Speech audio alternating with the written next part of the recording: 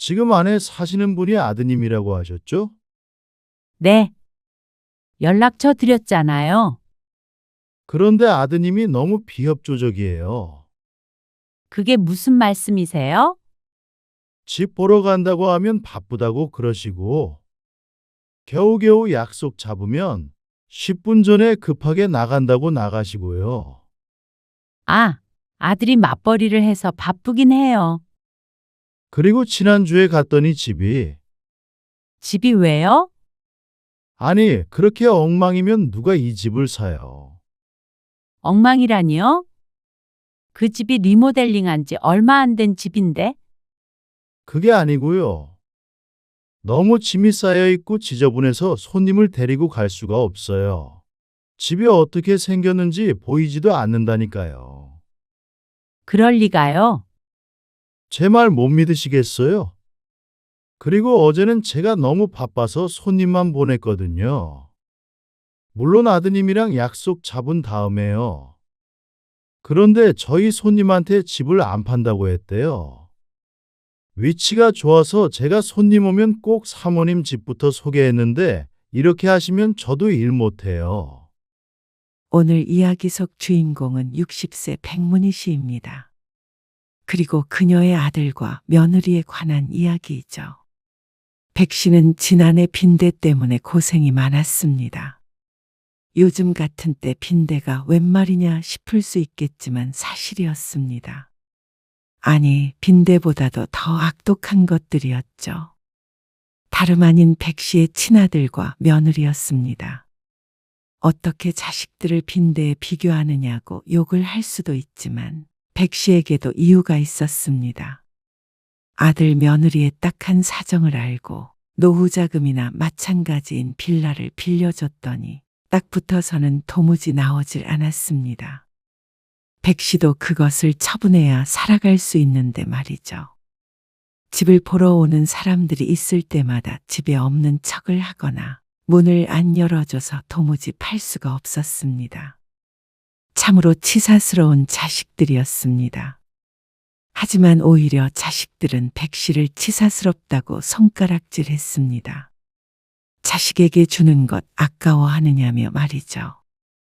아까워했다면 진작 살지도 못하게 했을 것이었습니다. 노후에 집을 팔고 이루려 했던 계획을 2년이나 미뤘는데 말이죠. 백 씨도 부모 생각은 하지 않는 아들 며느리를 더 이상 배려하지 않기로 했습니다. 그럴 이유가 없어졌습니다. 백 씨는 아들이 하나 있었습니다.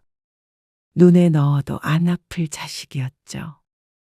자식 하나 낳아 키우며 백 씨 부부는 열심히도 살았습니다. 그래서 50이 넘었을 때는 노후 자금이라고 할 수 있을 만한 집이 한 채 더 생겼습니다.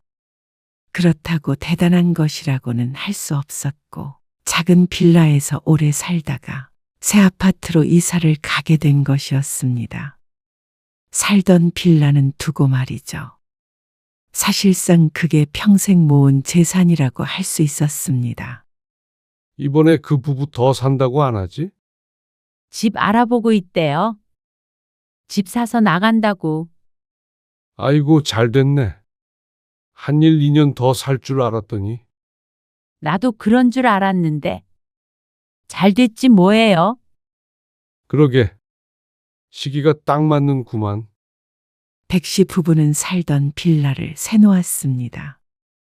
남편이 은퇴할 때까지는 세를 주다가 은퇴한 후에는 남편과 함께 그 돈으로 노후 자금을 하고 식당도 하나 차려서 운영하기로 했죠. 지금 살고 있는 신혼부부의 계약 만기가 6개월 남았는데 시기가 좋았습니다. 몇 달 전에 남편이 은퇴를 했는데 천천히 쉬면서 집을 처분하면 될 것 같았습니다. 그런데 그 소식을 어떻게 하다가 들었는지 갑자기 아들이 찾아왔습니다. 아버지, 그 세입자가 나간다고요. 그걸 어떻게 알았냐? 아, 저번에 왔다가 엄마랑 말씀하시는 거 우연히 들었어요. 그런데 그게 왜? 부탁드리고 싶은 게 있어서요. 백 씨와 남편은 어리둥절한 표정으로 서로를 바라보았습니다. 그런데 아들의 입에서 나온 말들이 너무 놀라웠습니다. 저희가 지금 상황이 복잡해요. 그래서 당장 집에서 나가야 할 판인데 그 돈으로 마땅히 갈 데가 없어요. 3년 전부터 사업을 한다더니 잘 되지 않아서 집 보증금을 빼서 썼다고 했습니다. 전세에서 월세로 바꾸며 말이죠. 그래서 전세금을 홀랑 날려먹은 거야? 그 안에는 백씨 부부가 아들 결혼할 때 보탠 돈도 포함이 되어 있었습니다. 아주 큰 돈은 아니었어도 사업으로 홀랑 날려버릴 만큼 보잘것 없지도 않았습니다.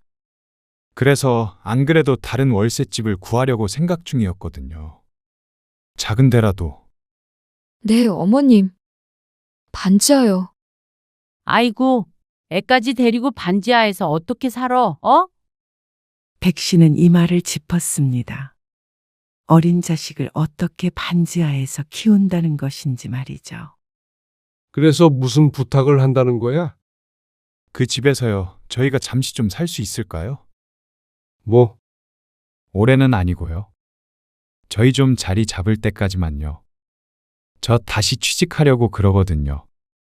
아, 그런데 엄마 아빠도 그 집 팔아서 식당 차리려는 거 알잖아. 알죠? 당연히 저도 알죠. 오래전부터 계획했던 걸 알면서도 그런 부탁을 하는 아들의 속이야 오죽할까 싶었습니다. 아들이 돌아가고 나서 백씨 부부는 머리를 맞대고 고민했습니다. 그런데 고민을 하기도 전에 이미 정해져 있던 일이 아닐까 싶었습니다. 어린 자식을 데리고 반지하 월세를 구하겠다는 자식을 어떻게 두고 볼까요? 그런 자식을 놔두고 집을 팔아 식당을 차리겠다는 부모는 세상 천지에 없을 것이었습니다. 그러면 좀 미루지 뭐. 그거 안 차린다고 당장 어떻게 되는 것도 아니고. 그래서 결국 백씨 부부는 그 빌라를 아들 내외에게 내주기로 했습니다. 그런데 너 취직하고 자리 잡으면 나와야 해. 알지? 알죠? 사실 백 씨는 1년 정도 생각하고 있었습니다. 아무리 오래 살아도 2년 이상은 안 살아요. 저희도 그 전에 돈 모아서 나갈게요. 그런데 보증금을 좀 더 모으려면 아들의 말처럼 적어도 2년은 있어야 할 것 같았습니다. 딱 2년이에요. 그래서 몇 달 뒤 세입자가 나갔을 때 아들네가 들어와 살게 되었습니다. 어머님, 정말 감사해요. 감사합니다. 잘 살게요. 당장 월세는 못 드려도 자리 잡아서 나중에 한 번에 다 갚을게요. 그래. 잘 살아. 그러던 어느 날이었습니다. 어머님, 거실 화장실의 욕조가 깨졌더라고요. 어머, 그래? 전에 살던 사람은 그런 말 안 하던데. 그 사람들이 그랬나? 세면대도 시원치 않고요. 수리해야 할 것 같아? 어머님. 제 생각엔 차라리 리모델링을 하는 게 좋지 않을까요? 리모델링? 네. 거실도 보니까 벽지 같은 것도 싹 바꿔야겠더라고요. 세입자 나갈 때 확인했는데 다 깨끗하던데. 고장난 곳도 없고. 그러면 욕실에 고장난 것만 고치고 나머지는 그냥 두자. 어차피 너희가 계속 살 것도 아니고 팔 거잖냐? 에이, 그래도 리모델링 하면 팔 때도 더 받을 수 있잖아요. 그러니까 리모델링을 좀 하는 게 어떨까요? 백 씨가 생각지도 못한 제안이었습니다. 5년 전에 부분적으로 리모델링을 해서 겉보기에는 깔끔한 편이라고 생각했습니다. 어차피 저희도 2년 살다 나가면 리모델링하고 거의 새 거인 상태로 내놓는 거잖아요. 그럼 훨씬 잘 팔리죠. 그리고 무엇보다 아기도 좀 더 깨끗한 데서 키우고 싶고. 그래, 상의해 볼게. 그리고 남편에게 아내와 전화통화한 내용을 이야기했더니 남편이 선뜻 고개를 끄덕였습니다. 해줘. 어차피 고친 거 어디 가는 거 아니잖아. 안 그래도 해줘야 할까 생각은 했어. 그렇게 하기로 했는데 또 주변 다른 사람들은 의견이 달랐습니다. 에이, 대충 살다 나갈 건데 리모델링까지 해. 그리고 집 고치는 비용도 아들 며느리가 내야지. 하지만 어려워서 부모 집에 들어가 살고 있는 자식에게 너희 돈으로 고쳐서 살아라 할 수는 없었습니다. 그랬을 거라면 월세도 받았겠죠. 그렇게 아들이 사는 빌라 리모델링도 큰 돈을 들여서 해주었습니다. 그러자 아들 며느리는 너무 좋아하며 집들이 겸 초대를 하기도 했습니다. 어머님, 이번 주에 한번 오세요. 맛있는 거 해드릴게요. 며느리는 백 씨에게 고마움을 표현하기 위해 자주 전화를 했습니다. 손수 만든 밥상을 차려주기도 했고 명절에도 어찌나 부지런히 움직이던지 그렇게 고마울까 싶었습니다. 그런데 그건 처음 몇 달 뿐이었습니다. 이번에 아버지 생신에 너희 집에 갈까? 저희 집이요? 지난번에 내 생일에 너희 집에서 놀고 너무 좋다고 그러셨거든. 아, 혹시나 생일상 차려달라는 거 아니니까 오해하지 말고. 이번에는 우리가 진짜 맛있는 맛집에서 포장해서 갈게. 그 집 근처에 있는 아구찜 집인데 우리가 거기에 살 때도. 그런데 며느리가 백 씨의 말을 자르며 대꾸했습니다. 아버님 생신에는 좀 힘들 것 같아요. 아, 일정이 있구나? 네. 그때는 좀 바쁠 것 같아요. 바쁜 것도 아니고 바쁠 것 같다는 말에 고개를 갸웃했습니다. 하지만 바쁘다는 말에 이번에는 남편의 생일엔 둘이 보내야겠다고 대수롭지 않게 생각했습니다. 그런데 어느 순간부턴가 며느리의 태도가 변한 걸 깨닫게 되었습니다. 아, 다음 주에 약속이 있어요. 아이가 아픈 것 같아요. 다음에 뵐게요. 집이 어수선해서요. 다음에 저희가 초대할게요. 바빠서 이번엔 못 갈 것 같아요. 줄기차게 전화에 대던 아들과 며느리의 연락이 뜸해졌고 잦던 만남도 마찬가지로 드문드문해졌습니다. 많이 바쁜가 보다 싶다가도 아들 며느리의 태도를 보면 모를 수가 없었습니다. 자꾸만 만나는 게 불편하다는 걸 말이죠. 그래서 백 씨도 전처럼 자주 연락하지는 않았습니다. 그러던 어느 날이었습니다. 백 씨는 누군가로부터 전화를 한 통 받게 되었습니다. 안녕하세요. 명지빌라 401호인데요. 아, 예. 안녕하세요. 201호 때문에 전화드렸는데요. 아들네가 살고 있는 빌라를 관리하는 세대에서 전화가 왔습니다. 아들네가 들어갈 때 연락처를 알려주었을 텐데 왜 자신에게 전화를 한 건지 의아했습니다. 무슨 일 있어요? 아니, 전화를 했는데 도통 받아야죠. 왜 그러시는데요? 201호 앞에 쓰레기를 너무 많이 내놔가지고요. 주민들이 난리예요. 쓰레기요? 하루 이틀도 아니고요. 초인종을 눌러도 나와보지도 않고 차는 있는데 문도 안 열어요. 아, 둘 다 일을 해가지고요. 아니요. 저녁에 가든 밤에 가든 새벽에 가든요. 아, 그럴 리가요. 전화해 보시죠. 전화도 안 받는다니까요. 아니, 거기에다가 쓰레기를 왜 자꾸 내놓는 건지. 냄새도 너무 심하고 날파리가 하도 꼬여서 제가 몇 번 내놨어요. 백 씨는 잠시 말을 잃었습니다. 다 같이 사는 건물에서 이러면 안 되는 거잖아요.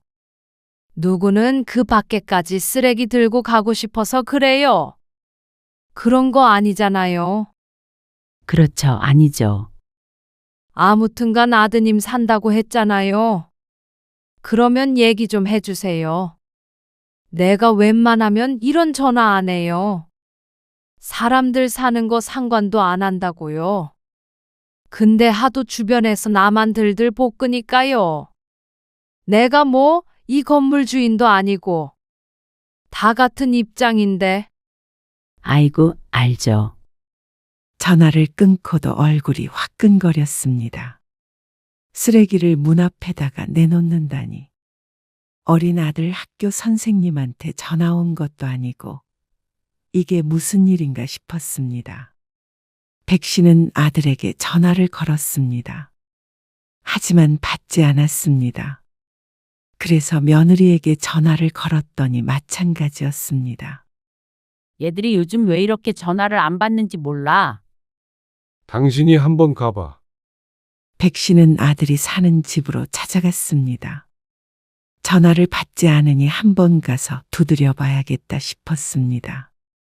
주말이라 집에 있지 않을까 싶었죠. 어? 저거 기훈이 차 아냐? 버스에서 내려서 골목을 걷는데 저기에서 아들의 차가 보였습니다. 빌라 옆에 주차를 하고 있었습니다. 아들 며느리가 손자와 함께 차에서 내려서 금세 빌라 안으로 들어가 버렸습니다. 백 씨가 젠 걸음으로 뒤쫓아갔습니다. 그리고 201호 앞에 섰습니다.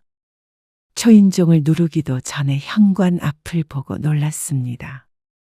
그 앞에 유모차와 일반 쓰레기, 음식물 쓰레기통까지 나와 있었습니다. 자기 집 베란다처럼 복도를 쓰고 있는 모습에 인상이 찌푸려졌습니다.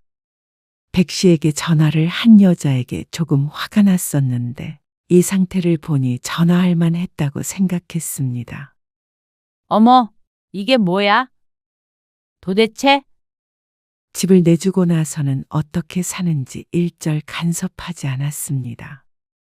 저들 살림은 알아서 하는 것이니 말이죠.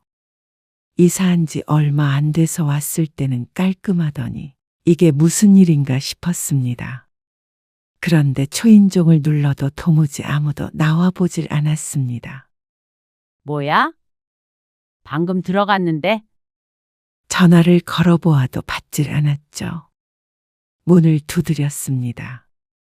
기훈아, 문 열어봐. 그랬더니 문이 슬그머니 열렸습니다. 며느리가 얼굴을 빼꼼 내밀며 눈을 크게 떴습니다. 아니, 어머님. 어쩐 일이세요? 너희는 전화를 왜 그렇게 안 받니? 아, 전화하셨어요? 소리를 못 들었어요. 어쩐 일이세요? 어쩐 일이긴? 401호에서 전화 왔어. 아, 그 아주머니요. 그래? 쓰레기 때문에 주변에서 말이 많다고. 아니, 그분은 왜 어머님한테? 너희가 전화를 안 받는다잖아? 집에 있으면서 왜 나와보지도 않아? 아, 지금 버리려고 했어요. 며느리가 슬그머니 나와서 쓰레기 봉투를 집었습니다. 백 씨도 그 옆에 있는 걸 함께 들어주었습니다. 밖으로 나가며 백 씨가 며느리에게 말했죠. 나갈 때 들고 나가면 되잖아. 먼 것도 아니고 네, 잘 지내고 있지? 어디 고장 나거나 불편한 거 없고? 아, 네. 살기 정말 좋은 것 같아요. 학교도 가깝고 이 동네 좋더라고요. 그래. 그래서 여기 근처에 젊은 부부들이 많이 살아. 그러면 이 집 근처로 알아보면 되겠네. 네? 이사 나갈 집 말이야. 알아보고 있는 거지? 아, 요즘 새도 많이 올랐더라고요. 그래. 그래도 적당한 곳 있을 거야. 그러자 그때부터 며느리는 말이 없었습니다. 나는 집에 가볼게. 전화를 안 받아서 잠깐 온 거야. 아, 네. 조심히 가세요. 백 씨는 며느리 집에 들어가지 않고 곧장 집으로 돌아왔습니다. 갑작스럽게 찾아온 것이라 방문을 하게 되면 며느리가 부담스러울 것 같았죠. 그렇게 한 달쯤 지났을 때였습니다. 약속된 인연이 한 달 앞으로 다가온 때였죠. 어느 날 아들에게서 전화가 왔습니다. 그런데 뜻밖의 말을 꺼냈습니다. 엄마, 저희가 생각을 좀 해봤는데요. 이사 말이에요. 그래. 잘 알아보고 있어? 이 집에서 그냥 저희가 사는 게 어떨까 해서요. 뭐? 그 집에서? 그 집 판다니까? 저희는 집이 없고 엄마는 남는 집이 있고 저희가 안 살 이유가 있나요? 남는 집이라니. 세상에 남는 집이 어디 있어? 그 집은 우리 노후 자금이야. 알잖아. 식당 차리는 것도 2년 미뤘어. 식당은 보증금 얼마 안 들잖아요. 굳이 팔 것까지 있어요? 이 집 저 주시면 제가 담보대출 조금 받아서 드릴게요. 한 3천이면 차리지 않나? 그러니까 말하자면 3천만 원을 줄 테니 그 집을 공짜로 달라는 말이었습니다. 순간 어이가 없어서 말이 안 나왔습니다. 그걸 어떻게 이렇게 당연하다는 듯이 말하는지 몰랐습니다. 3천만 원으로 식당을 어떻게 차려? 그리고 식당만 차리면 끝이야? 엄마 아빠가 평생 번 돈이야. 그걸 어떻게 너한테 다 줘? 나중에 물려주실 거 지금 미리 주신다고 생각하시면 엄마 아빠가 죽기라도 했니? 그런 말이 아니고요. 아직 준비가 안 됐어요. 준비가 안 됐다니. 둘 다 일하고 있고 잘 살고 있잖아. 너희 먹고 살만 해진 것 뻔히 아는데. 그래봤자 또 월세로 갈 수는 없잖아요. 요즘에 전세자금 대출도 잘 돼 있잖아. 이 집에 살다 보니 정도 들었고요. 그러면 너희가 사면 되겠네. 저희가 그럴 만한 돈이 어디 있어요? 작은 집이지만 매매를 하려고 하면 수억이었습니다. 그래도 2년간 공짜로 살며 돈을 모았으면 제 살 길은 찾지 않았나 싶었죠. 2년이면 엄마 아빠도 충분히 기다려줬어. 월세를 받아도 그게 얼만데. 너희도 집에 나가는 돈 아꼈잖아. 이제는 엄마 아빠 집은 돌려줘야 할 거 아니야? 백 씨의 말이 사실이었습니다. 월세를 내놓았어도 2년이면 큰 돈이었습니다. 이 정도면 부모로서 충분히 자식을 배려했다고 생각했습니다. 무엇보다도 백씨 부부는 계획이 있었습니다. 그걸 백지화 하자는 말에 고개를 저을 수밖에 없었습니다. 너무하시네요. 그렇게 전화를 끊고 마음이 좋지 않았습니다. 꼭 아들을 쫓아내는 것 같았습니다. 약속이 다 되었던 일인데 말이죠. 하지만 마음이 안 좋다고 집을 홀랑 줘버릴 수는 없었습니다. 아들 며느리 둘이 열심히 벌면 집 한 칸은 마련할 수 있을 것이었습니다. 그런데 아들이 참 도와주질 않았습니다. 저희는 못 나가요. 뭐? 잘 살고 있는데 어디로 가라는 말씀이세요? 엄마는 손주가 불쌍하지도 않으세요? 꼭 아들네 집을 백씨가 빼앗기라도 하는 것처럼 말했습니다. 손주까지 들먹거리니 백씨는 자신이 비정한 사람이 된 것 같아 찜찜했습니다. 그래도 약속한 게 있잖아. 안 나오겠다고 버티면 어떻게 해? 이럴 줄 알았으면 거기 들어가서 살라고 안 했지. 옆에서 듣고 있던 남편이 휴대폰을 뺏어들며 말했습니다. 남편이 적극적으로 아들네를 도와주라고 했었는데 아들의 태도에 화가 난 듯 했습니다. 미리 좀 주시면 안 되냐고요. 미리 아예 장례를 치르지 그러냐? 엄마 아빠는 뭐 먹고 살라는 거야?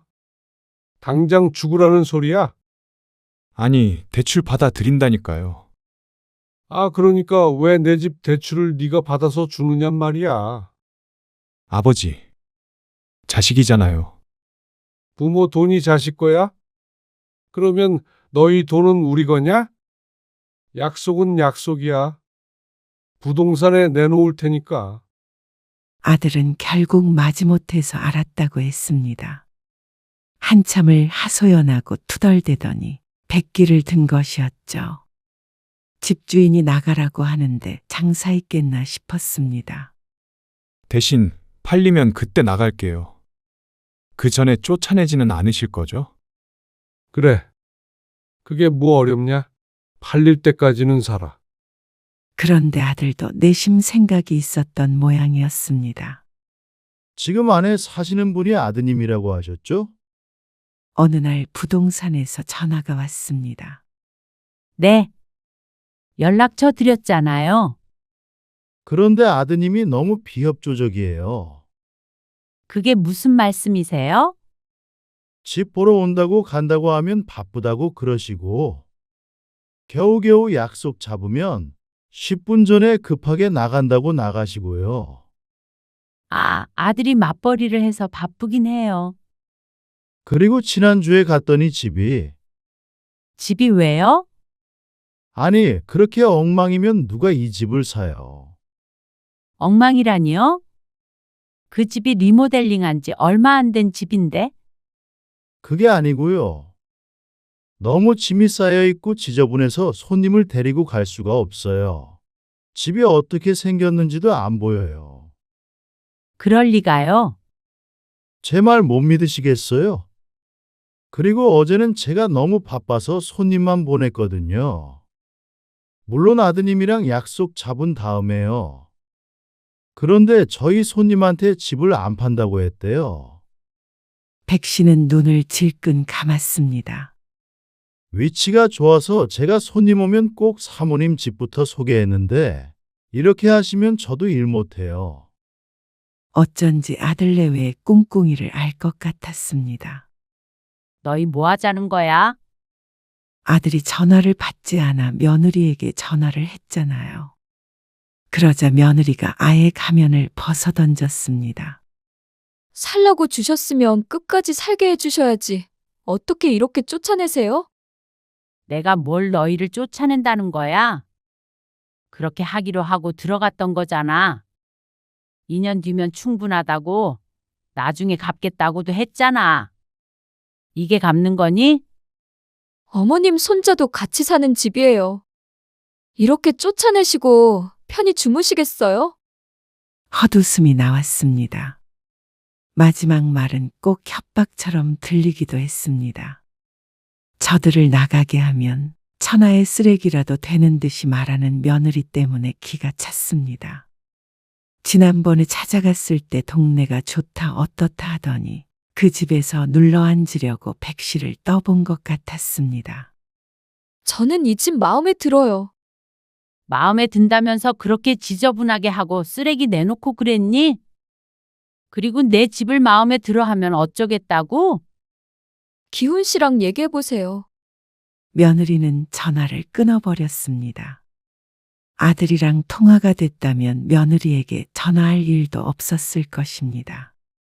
백 씨는 기가 막혀서 휴대폰을 들고 허공을 한참 쳐다보았습니다. 그래서 다음날 아들네 집으로 직접 찾아갔습니다.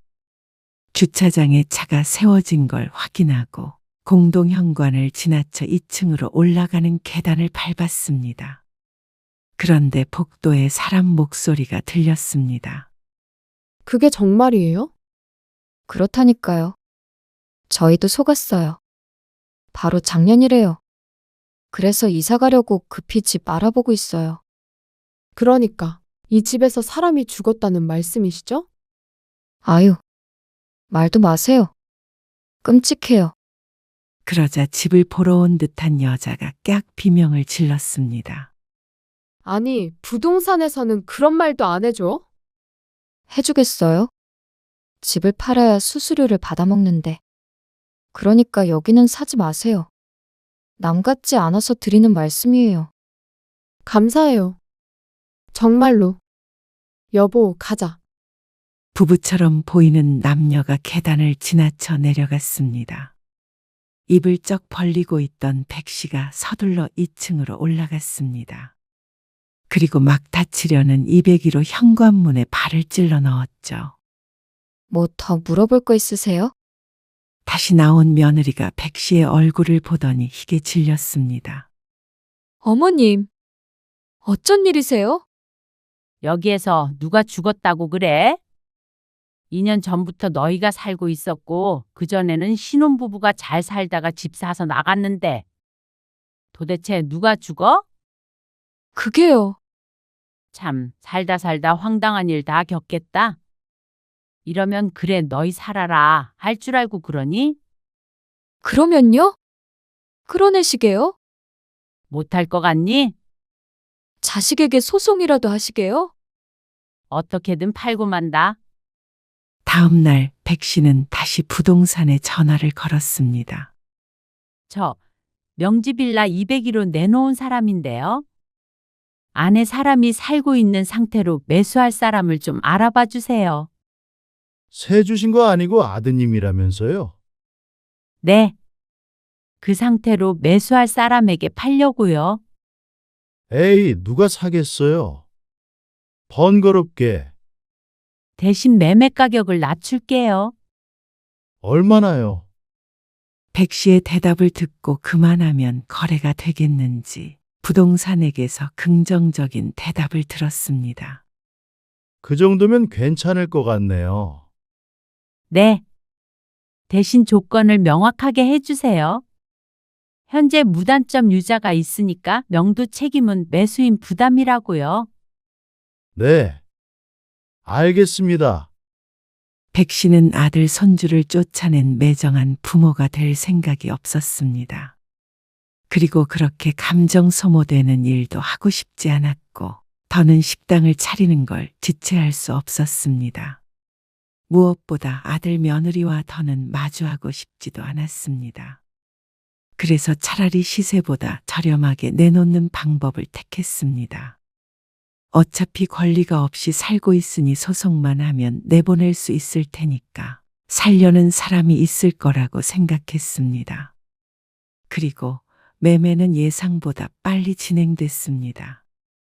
찾는 손님이 많다더니 그런 조건에도 수락을 한 모양이었습니다. 내부를 못 보는데도 상관이 없다고 했습니다. 어차피 다시 리모델링을 할 생각이라며 말이죠. 백 씨는 아들에게 알리지 않았습니다. 알릴 필요도 없다고 생각했습니다. 계약이 완료되고 소유권이 넘어간 지 조금 지났을 때였습니다. 어머니, 이게 뭐예요? 백 씨가 전화할 땐 받지도 않더니 아주 득달 같은 반응이었습니다. 뭐가? 내용 증명이 왔는데. 집 나가라는 거 아니에요. 아, 그거? 새 주인이 보낸 모양이네. 새 주인이요. 이 집을 팔았다고요? 그래. 어떻게 집도 안 보고 사요? 명지빌라 내부 구조는 인터넷 치면 다 나오는데 뭐. 아니, 어떻게 저희한테 말도 안 하고. 말하면 뭐가 달라지니? 어차피 너희는 약속된 시간이 지났고, 나는 팔기로 했고, 내 집 파는데 너희 허락 받아야 하니? 가족 아니에요? 너는 가족 뒤통수를 그렇게 치니? 뒤통수는 엄마가 치신 거죠. 저희는 못 나가요. 그래? 나는 몰라. 집 주인한테 말해야지. 나한테 말해서 뭐하니? 살려면 계속 살아봐라. 엄마, 하지만 아들 며느리가 버틸 수 있을 리가 없었습니다. 법 앞에서는 아무 소용이 없었죠. 그렇게 몇 달 뒤에 아들 며느리는 그 집을 떠나야 했습니다. 아들에게서 원망의 전화가 왔지만 그런다고 한들 백 씨가 할 수 있는 일이 없었습니다. 이제는 백 씨의 집이 아니니까 말이죠. 좀 더 비싸게 팔 수도 있었지만 백 씨는 집을 판 그 순간부터 후련했습니다. 이런저런 골머리 안 썼고 처분할 수 있어서 차라리 나았습니다. 그리고 어차피 집이 매매도 쉽게 안 되는 요즘에 그런 조건이 아니었어도 결국엔 매매가를 낮추지 않았을까 싶었습니다. 좋게 생각하기로 했습니다. 다시는 저희 볼 생각 마세요. 그래? 볼 생각은 없는데. 용건은 남아있네. 그리고 아들에게는 또 다시 내용 증명이 날아갔습니다. 리모델링 비용과 지난 2년간의 월세를 청구하는 내용이었습니다. 그 전에 세를 놓았던 것을 기준으로 상당한 금액을 토해내라는 것이었습니다. 그리고 손해배상도 청구했습니다. 아들네 때문에 집을 시세대로 팔지도 못했으니 말이죠. 당연히 아들네는 길길이 날뛰었습니다. 하지만 나중에 갚기로 했으니 갚는 게 맞았습니다. 그리고 너희가 뭐가 예쁘다고 볼 생각을 해? 걱정은 붙들어 매라. 백 씨는 바쁜 나날을 보냈습니다. 남편과 함께 식당 개업을 준비했습니다. 가게 계약을 하고도 통장에 목돈은 남아 있었습니다. 만약 정상적으로 집을 팔았더라면 아들을 조금이라도 도와줬을 것이었습니다. 부모 마음이란 게 그런 것이었으니까 말이죠. 그런데 이번에 정신이 들었습니다. 이 돈은 꽉 쥐고 절대 주지 않을 생각이었습니다. 여태 베푼 것만으로도 충분히 부모 도리가 되었다고 여겼죠.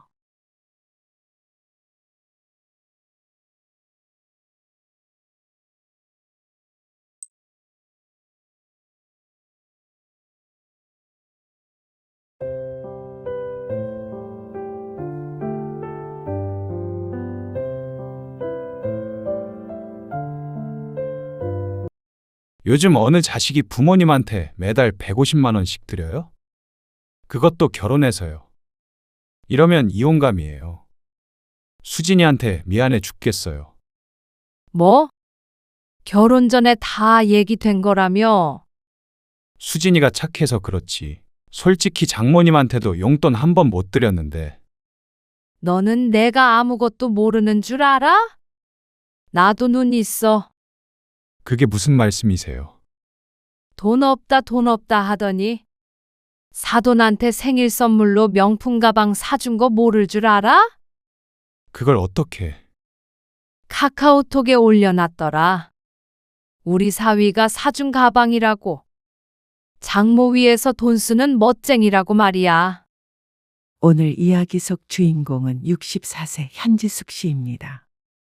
그리고 그녀의 아들과 며느리에 관한 이야기이죠. 현 씨는 평생 뼈 빠지게 키운 자식을 잃었습니다. 결혼을 시켰을 뿐인데 잃어버린 것 같았습니다. 그렇게 모든 걸 쏟아부어 키우면 말년엔 자식에게 의지하며 살 수 있을 거라고 생각했던 어리석은 자신의 탓이었습니다. 현 씨는 아들을 공부시키고 취업 준비를 시키면서 누구보다도 고생했습니다.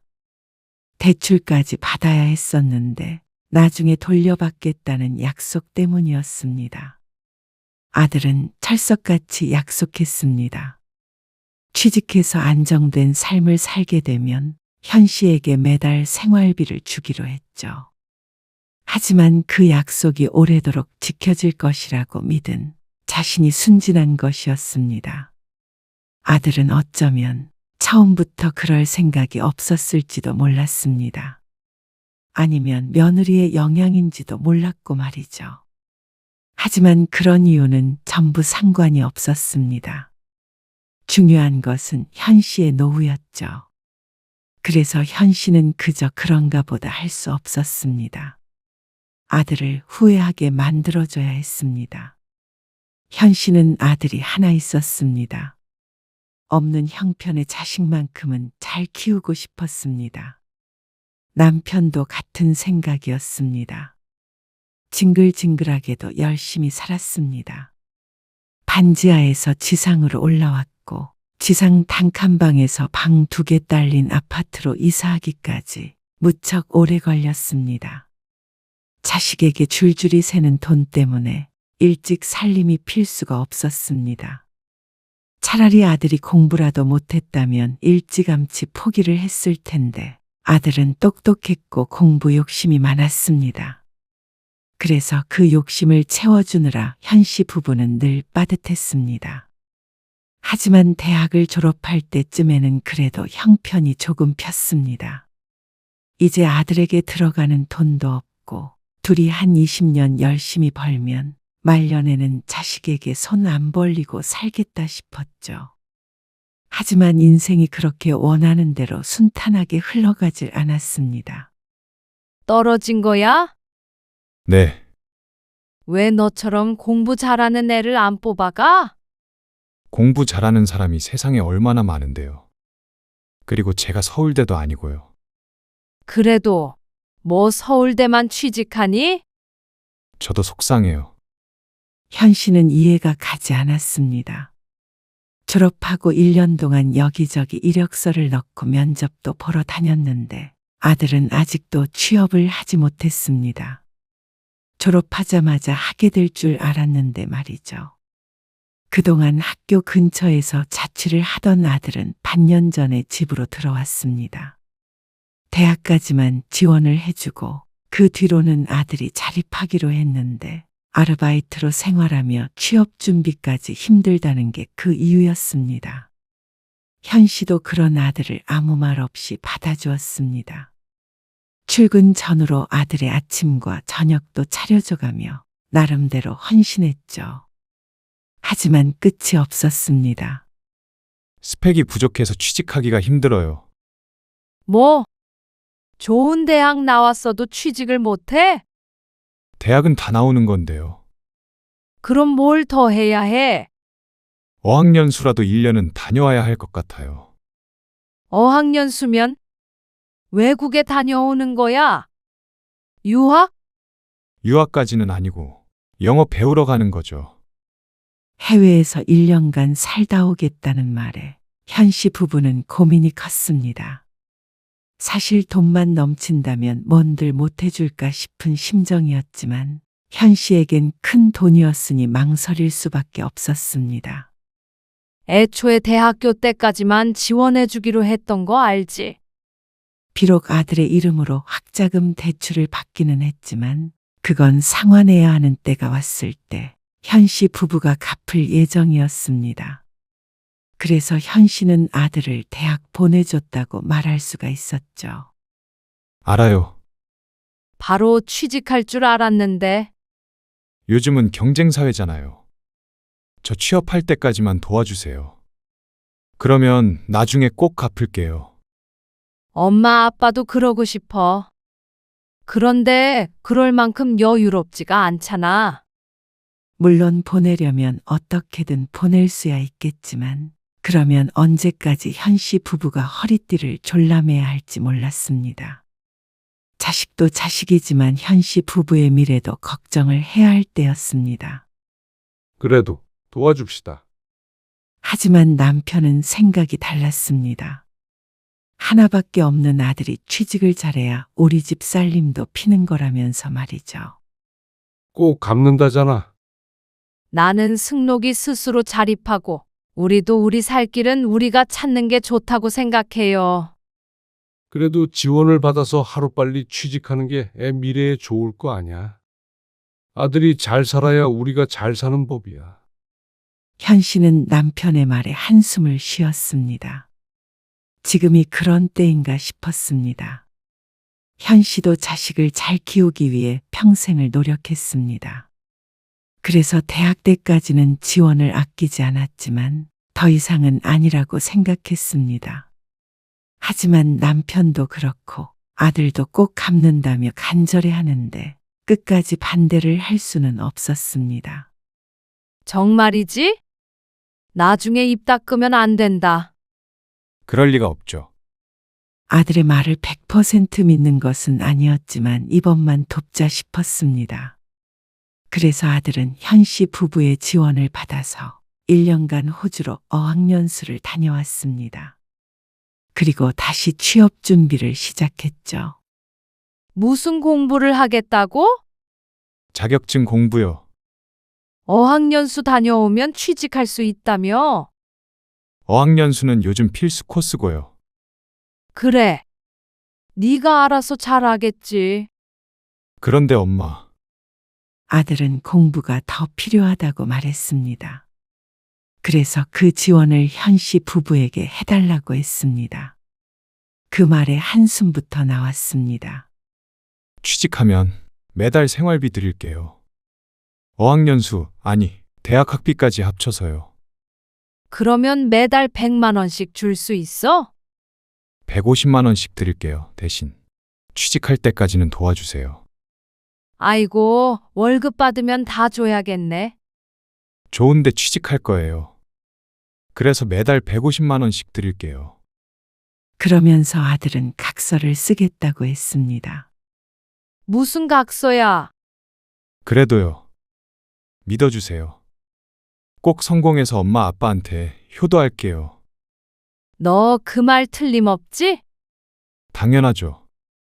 아들의 굳은 의지가 느껴졌습니다. 결국 현 씨는 나중에 자식에게 손 벌리지 않겠다는 스스로의 다짐을 깼습니다. 하지만 현 씨에게도 일종의 투자 같은 것이었습니다. 그래, 그럼 너의 미래에 엄마 아빠가 투자하는 셈 쳐. 그러니까 나중에 꼭 갚아야 하는 거야. 알지? 엄마 아빠 연금이라고 생각할 테니까. 네. 물론이죠. 그러고 아들은 오랫동안 취업 준비를 했습니다. 그런 아들의 학원비나 생활비 등은 전부 현 씨의 통장에서 나왔습니다. 하지만 그 기간이 너무 길어지는 바람에 나중에는 나올 것이 없어서 아파트 대출까지 받게 되었습니다. 내년에는 정말로 합격할 거예요. 아들이 이토록 취직을 하지 못하는 이유가 있었습니다. 작은 기업은 박봉이라며 꼭 큰 기업에 들어가기를 원해서였습니다. 하지만 그게 마음대로 안 되는 것 같았죠. 우리가 한 약속이 있으니까 밀어주는 거야. 소신대로 해봐. 그런 아들을 현 씨는 지지해 주었습니다. 나중에 받게 될 생활비 때문은 아니었습니다. 아들이 충분히 그만한 능력이 있다고 믿었습니다. 다만 아직 기회가 오지 않은 것이라고 생각했죠. 그러니 능력이 닿는 한은 도와주고 싶었습니다. 물론 그렇다고 아들이 약속을 지키지 않을 거라는 생각은 단 한순간도 하지 않았습니다. 그리고 아들의 장담처럼 이듬해 현 씨의 아들은 원하는 회사에 합격했습니다. 그날 저녁 아들이 현 씨 집에 찾아와 소식을 전했을 때 정말 기뻤습니다. 그동안의 노력이 헛되지 않았다는 생각이 들었습니다. 그동안 아들 먹여 살린다고 현 씨 부부가 한 고생이 이루 말할 수가 없었습니다. 그리고 첫 월급날이었습니다. 아들과 함께 좋은 식당에서 외식을 했죠. 엄마, 약속 지킬게요. 봉투 안에는 150만 원이 들어 있었습니다. 이걸 다 주면 넌 어떻게 해? 좀 더 자리 잡히면 주지. 아니에요. 저 생활할 돈도 있으니까 걱정 마세요. 첫 월급에서 떼어낸 돈치고는 적지 않은 액수였습니다. 아들이 약속했던 금액이 맞았습니다. 현 씨는 그 돈을 받으면서 가슴 한편이 뜨거워졌습니다. 아들에게서 처음으로 받아보는 돈이었죠. 다음 날 현 씨는 새로운 통장을 만들었습니다. 통장에는 승록이 생활비라고 적어 놓았습니다. 매달 나갔던 돈이 사라지고 150만 원씩 들어온다면 현 씨 부부는 노후 걱정은 없겠다 싶었습니다. 그래도 여전히 일을 하고 있었으니 말이죠. 아들이 준 돈으로 처음 한 일은 미뤄뒀던 치과 치료를 하는 것이었습니다. 남편부터 임플란트를 하나 했는데 앞으로도 하나씩 치료해 나갈 예정이었습니다. 그동안엔 매달 나가는 돈이 크니 스스로 돌아볼 시간이 없었습니다. 하지만 이제는 자식 걱정도 없고 소박하게만 살면 돈 걱정은 없을 테니 건강을 챙기자 싶었죠. 아무리 그래도 막 취직한 아들한테서 돈을 받아. 약속은 약속이지. 좀 매정한 거 아닌가? 나는 딱 그것만 받을 거야. 그 이상은 안 받아. 그 돈도 차곡차곡 모으고 있거든. 현 씨의 사정을 아는 누군가는 현 씨를 매정하다고 했지만 현 씨는 그렇게 생각하지 않았습니다. 그동안 현 씨가 빚을 지어가며 지원을 했던 아들이니 과하지 않다고 생각했습니다. 아들도 좋은 회사에 들어가서 충분히 잘 먹고 잘 살고 있었습니다. 얼마 전에는 새 차도 샀다며 자랑했습니다. 대기업이라 대출도 잘 나와서 제 돈 거의 안 들여 오피스텔을 구했다고 하기도 했습니다. 그러니 현 씨는 정당한 대가를 받는 것이라고 생각했습니다. 그런데 취직하고 2년 정도가 되었을 때 아들은 회사 동료와 결혼을 하기로 했다고 했습니다. 현 씨 부부는 진심으로 축하했습니다. 몇 번 만나보니 예의 바르고 착해 보였습니다. 좋은 여자를 만난 것 같아서 마음이 놓였죠. 그런데 수진이는 네가 우리한테 생활비 주는 거 뭐라고 안 해? 그거는 미리 말을 꼭 해야 하는 거야. 어느 날 아들이 집에 찾아왔을 때 남편이 아들에게 말했습니다. 그러자 아들이 웃으며 대꾸했습니다. 당연히 말했죠. 제 사정 다 이해한다고 했어요. 오히려 효자라고 좋아하던데요. 정말? 그러면 다행이고. 결혼할 사람이 부모에게 매달 생활비를 주고 있다고 한다면 싫을 만도 한데 오히려 반겼다고 하니까 현 씨도 기뻤습니다. 이해심까지 넘치는 사람을 만났구나 하고 단순하게 생각했습니다. 하지만 그런 행복은 오래 가지 못했습니다. 어라, 이상하다. 왜? 승록이가 이달에 100만 원만 보냈네요. 그래? 실수했나 보지? 이런 걸 실수할 애가 아닌데. 아들이 결혼하고 반년이 채 안 지났을 때였습니다. 매달 150만 원씩 들어오던 돈이 어느 날 100만 원만 들어왔죠. 혹시나 남편의 말처럼 실수인가 싶었는데 아들에게 전화를 해보니 의도된 금액이라는 걸 알았습니다. 아, 저희가 이달에 들어간 돈이 많아서요.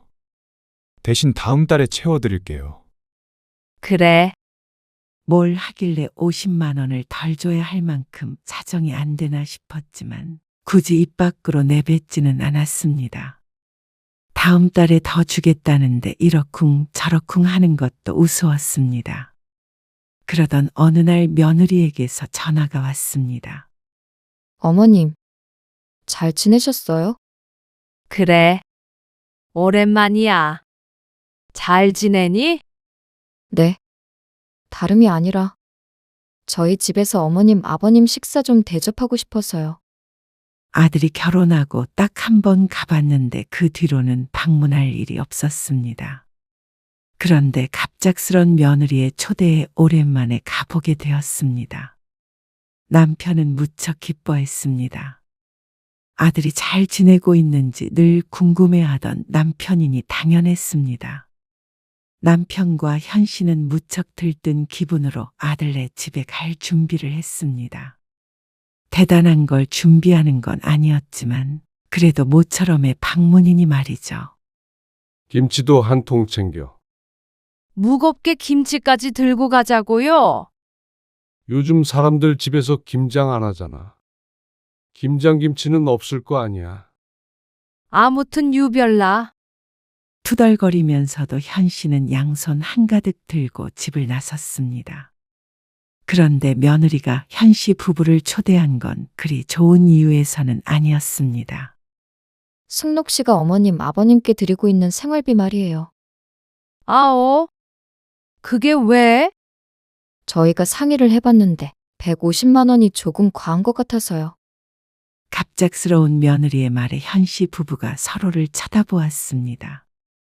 그리고 현 씨가 아들을 바라보자 아들은 슬그머니 눈을 피했습니다. 150만 원씩 생활비를 드리는 자식이 어디 있겠어요. 너무 큰 돈이잖아요. 그 말은 부정할 수 없었습니다. 그런데 며느리는 현 씨의 대답을 원하는 것은 아닌 듯 했습니다. 그래서 이번 달부터는 줄일 예정이에요. 100만 원씩만 드릴 수 있을 것 같은데. 아, 현 씨가 아무 말 않고 있자 며느리가 말을 덧붙였습니다. 사실 저 아이를 가졌어요. 뭐? 생활비를 줄이겠다는 말보다도 놀라운 말이었습니다. 그래서 저희도 돈 들어갈 때가 많고 하다 보니까 좀 부담스러워요. 며느리의 말에 현 씨는 잠시 생각에 잠겼습니다. 150만 원에서 100만 원. 꽤나 큰 차이였습니다. 하지만 달리 말하자면 아들네에게도 50만 원 차이는 느끼는 부담이 다르겠죠. 아시다시피 이 집도 대출이 껴있고요. 또 부모님 도움을 안 받고 결혼을 했다 보니까 빠듯하네요. 그 말에는 현 씨도 크게 할 말은 없었습니다.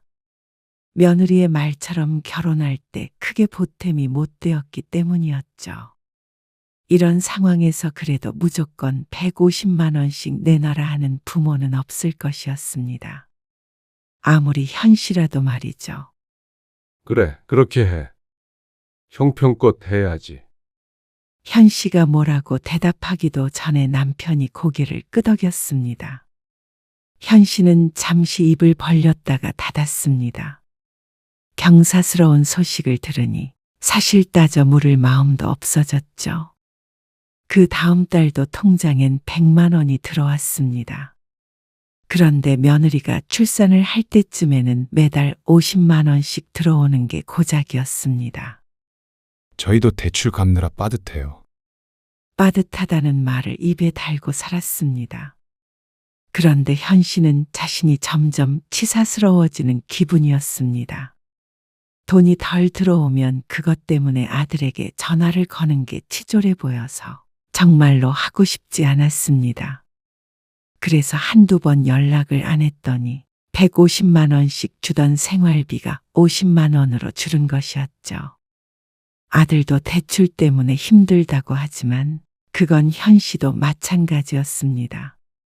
갚아주기로 했던 아들의 학자금 대출도 몇 해 전부터 갚고 있었고 아들 생활비를 대주며 받았던 주택담보대출도 갚고 있었습니다.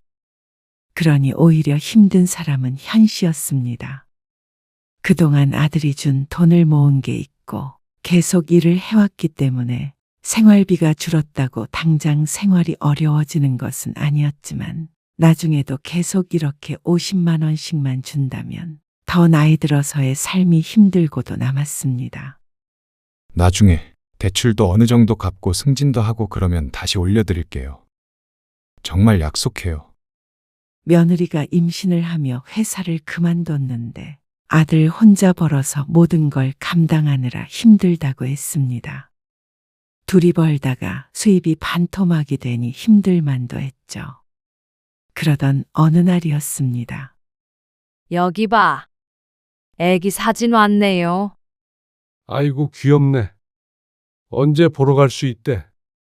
이번 주에는 사돈네가 와 있는다고. 다음에 보자고 그러더라고요. 사돈은 1시간 반 거리에 살고 있었습니다. 따지자면 현 씨보다도 멀리 살았죠. 그런데 더 자주 만나는 건 사돈네였습니다.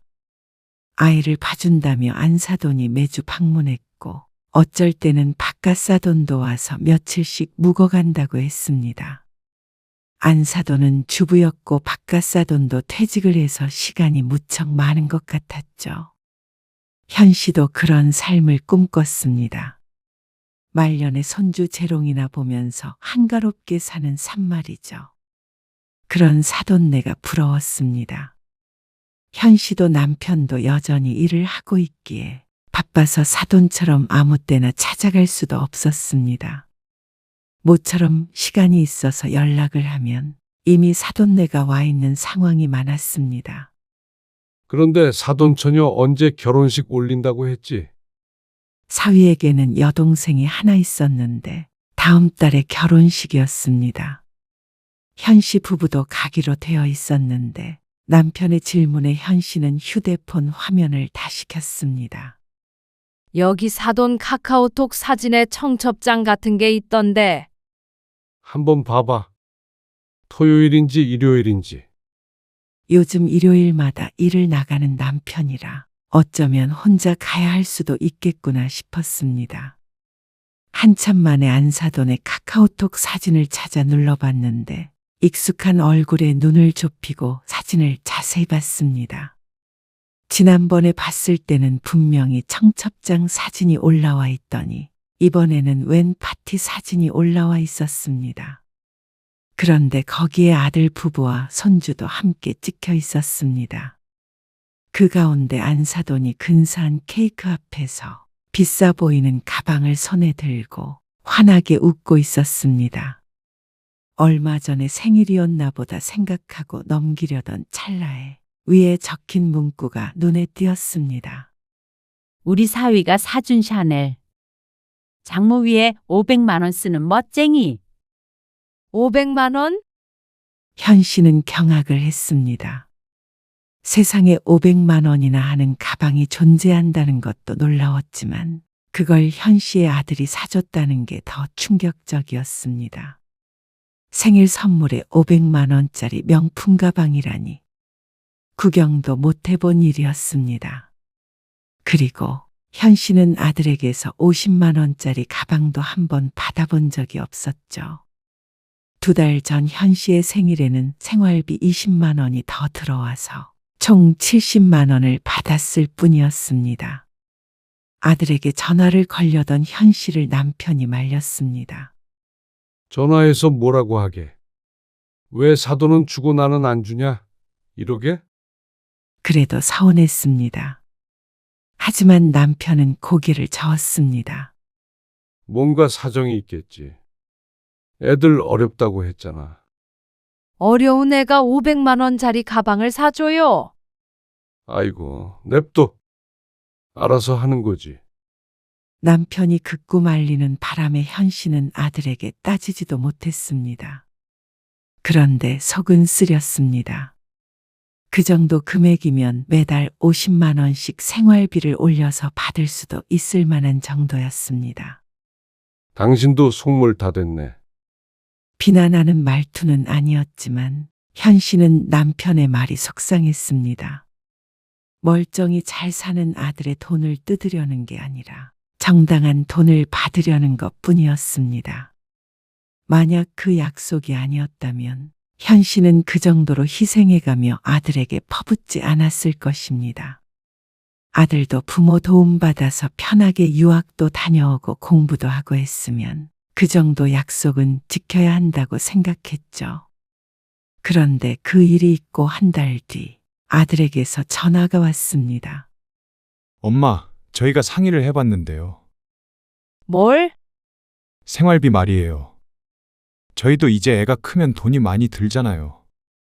그래서 당분간은 생활비를 못 드릴 것 같아요. 현 씨는 순간 말문이 막혔습니다. 이제는 50만 원도 못 주겠다는 말이었습니다. 하나도 못 준다고. 네. 수진이도 내년까지는 일을 쉬거든요. 그 다음에 새 직장 찾아본다고 해요. 그동안 저 혼자 벌어야 하잖아요. 이해 좀 해주세요. 하지만 현 씨의 속이 뒤틀렸습니다. 생활이 어렵다는 아들이 장모에게는 500만 원짜리 가방을 사주니 말이죠. 약속을 아예 안 지키겠다는 거니? 무슨 약속이요? 취직하면 매달 150만 원씩 주기로 했잖아. 아들은 잠시 조용했습니다.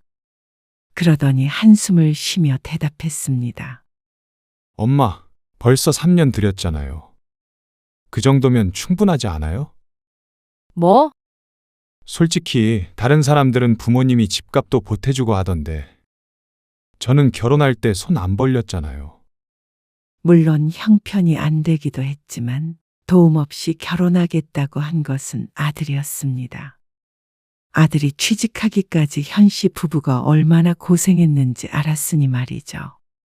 그리고 돈을 안 보탠 것은 사돈네도 마찬가지였습니다. 그런데 이제 와서 이런 말을 할 줄은 몰랐습니다. 요즘 어느 자식이 부모님한테 매달 150만 원씩 드려요? 그것도 결혼해서요. 이러면 이혼감이에요. 수진이한테 미안해 죽겠어요. 뭐? 결혼 전에 다 얘기된 거라며? 수진이가 착해서 그렇지. 솔직히 장모님한테도 용돈 한 번 못 드렸는데. 너는 내가 아무것도 모르는 줄 알아? 나도 눈 있어. 그게 무슨 말씀이세요? 돈 없다 하더니 사돈한테 생일 선물로 명품 가방 사준 거 모를 줄 알아? 조용한 것을 보니 잘못 본 게 아니었습니다. 전화기 너머로 아들이 당황하는 기색이 느껴졌습니다. 그걸 어떻게? 카카오톡에 올려놨더라. 우리 사위가 사준 가방이라고. 장모 위에서 돈 쓰는 멋쟁이라고 말이야. 그건 용돈을 엄마한테만 드리니까 미안해서요. 그러면 그런 약속은 뭐 하러 했어? 노후 책임지겠다며. 왜 그렇게 부담을 주세요? 부모가 자식한테 당연히 그 정도는 해줄 수 있는 거 아니에요? 당연한 게 어디 있니? 그렇다면 최소한 우리 노후 정도는 준비할 수 있게 했어야지. 어학연수도 다녀오고, 무슨 자격증 딴다고 학원 다니고 방 얻어서 나가고, 생활비도 다 됐잖아. 거의 30이 될 때까지 말이야. 그럼 어떻게 하라고요? 저도 이제 가정이 있잖아요. 어떻게 하냐고. 약속대로 해. 아니, 힘들다고 몇 번 말씀드려요. 가방 사드린 것도 그냥 보너스 나와서 사드린 거예요. 저도 괴로웠다고요. 저 좀 이해해 주실 수 없으세요? 왜 이렇게 매정하세요? 아들한테 꼭 그렇게 큰 돈을 받으셔야 속 시원하시겠어요? 아들은 화를 내며 전화를 끊었습니다. 현 씨는 가슴이 답답했습니다. 정말로 자신이 매정한 부모인가 싶었습니다. 그러면 부모라는 이유로 대출까지 받아서 아들 뒷바라지를 하고 노후 걱정까지 하며 살아야 하는 건가 싶었습니다. 그런데 얼마 후 아들에 관해 충격적인 이야기를 듣게 되었습니다. 아들과 사돈네가 살던 집을 처분해서 큰 집을 마련해 합가를 하겠다는 이야기였습니다. 그것도 아들에게 듣게 된 게 아니라 사돈 처녀의 결혼식에 갔다가 우연히 들은 말이었습니다. 형편 어렵다고 말씀드린 거 맞지? 그렇게 얘기했어. 잘했어. 그래야 서운하지 않으시지. 자식이 어렵다는데. 근데 명품 가방 얘기하시더라고. 헐. 그걸 아셨어? 잘 둘러댔지? 잘 얘기했어. 걱정 마. 자기 승진한 것도 비밀로 해. 또 달라고 하실 수도 있잖아. 자기는 거짓말 잘 못하니까. 근데 나중에는 조금이라도 드려야 할 것 같은데.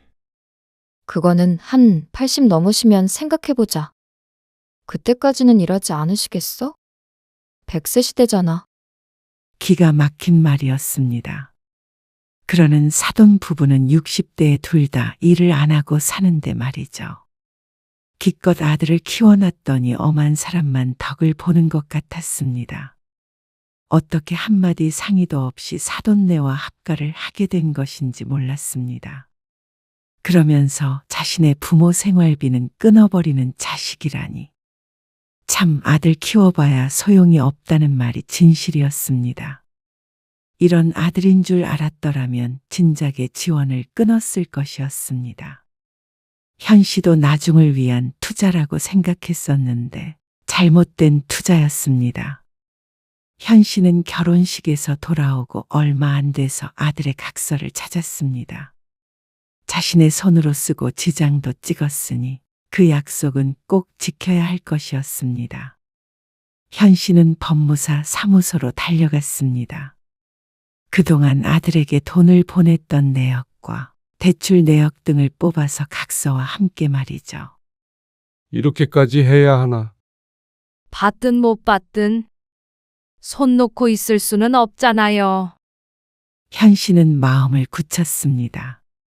며칠 후 아들에게 내용 증명서가 발송되었습니다. 그리고 곧바로 아들에게서 전화가 왔습니다. 엄마, 이게 뭐예요? 보면 알잖아. 정말로. 소송을 거시려고 그러세요? 아니, 어떻게 부모 자식 간에. 너도 꼭 약속 지키겠다고 각서 썼잖아. 정말 너무하신 거 아니에요? 내가 너무하니? 평생 뒷바라지하고 빚까지 진 부모가 너무해? 아들이 한참 조용하더니 말했습니다. 알겠어요. 그럼 매달 50만 원씩은 다시 드릴게요. 안 돼. 각서대로 150만 원이야. 아니면 전부 한꺼번에 갚던지. 아들의 무거운 한숨 소리가 들렸습니다. 이러면 아이 연끈차는 소리로밖에 안 들려요. 제 말이 틀려요? 정당한 돈을 받겠다는데 그렇게 들렸다면 그건 네가 원한 거 아니겠니? 150만 원씩 드릴 자신은 없어요. 대신 이번에 집 팔면 일부 드릴게요. 됐죠? 현 씨는 대답하지 않았습니다. 그걸로 계산 끝내요. 그리고 이러고 나서도 손주 얼굴 보실 생각하시는 건 아니죠? 언제는 손주 얼굴 제대로 보여주기라도 했냐? 지금이랑 다를 거 전혀 없겠다. 앞으로는 안 찾아와도 원망 안 하마. 그렇게 전화를 끊었습니다. 그리고 얼마 뒤에 아들에게서 5천만 원이 송금되었습니다. 큰 돈이기는 했지만 약속했던 금액과 비교하자면 여태 아들에게 드린 돈에 비하자면 터무니없이 적은 돈이었죠. 대출금만 겨우 갚을 정도였습니다. 그래서 다시 청구서를 보냈습니다. 5천만 원을 더 달라는 것에 아들은 답변이 없다가 또 며칠 뒤에 5천만 원을 보내왔습니다. 정말로 이번에 이걸로 끝내자는 듯한 느낌이었습니다. 승진도 했다고 하니 돈이 없을 리는 없었습니다. 현 씨가 순진했던 것이었습니다. 좋은 직장에 다니는데 자꾸만 빠듯한 게 말이 안 됐죠. 그래서 현 씨는 아들이 받았던 학자금 대출을 갚아주지 않기로 했습니다. 그 정도면 어느 정도 됐겠다 싶었습니다. 더는 머리 복잡하게 살고 싶지 않았습니다. 집 있고 빚 없고 목돈도 조금 있었습니다. 그리고 둘 다 지금까지 일을 하고 있으니 앞으로 열심히 살자 싶었습니다. 이제 밑 빠진 독에 밑을 떼었으니 독을 채우는 일만 남았습니다. 현 씨는 자신의 선택을 후회하지 않았습니다. 부모라고 마냥 자식만을 위해서 살 수는 없는 법이었습니다. 자식만을 위해 희생하다가 결국에 나이 들어 자식에게 기대는 신세가 되면 그것이 더 비참했습니다. 자식을 위해서라도 이게 맞았습니다. 현 씨 부부는 이제 자식에게 기대지 않는 오롯이 자신들만의 삶을 살아가기로 했죠.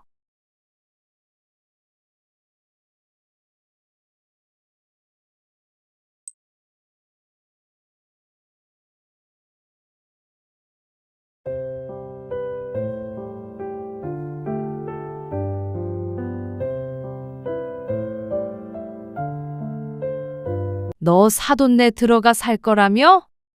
네, 그렇게 하려고 해요. 차라리 우리 집에 들어와라.